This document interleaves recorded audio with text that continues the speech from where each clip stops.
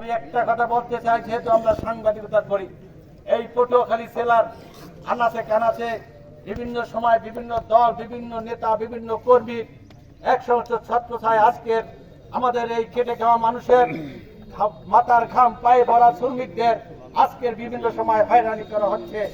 আজকের বিভিন্ন স্থানে আমরা দেখতে পাই চাঁদাবাজির নামে আজকের ঘাটে ঘাম করা শ্রমিকদের হাত থেকে আজকের 100 টাকা ইনকাম করলে 20 টাকা তারা ছিনিয়ে নিচ্ছে। আজকে আমি ব্যর্থহীন কণ্ঠে বলতে চাই, আপনারা উপস্থিত হয়ে আপনাদেরকে স্বাগত জানাই।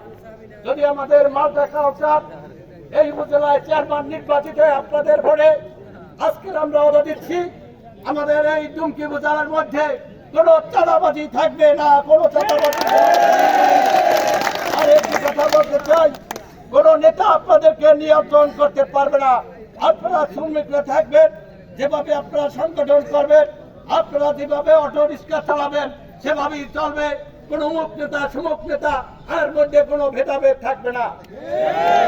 আরেকটি বিষয় বলতে চাই, আপনারা বিভিন্ন সময় দেখতে পাচ্ছি আপনাদের এই দুমকি থেকে আমাদের এই ফেরিঘাট থেকে লেবুখালী পাগলা পর্যন্ত আপনাদের অটো রাস্তার পাশে দাঁড়িয়ে থাকে।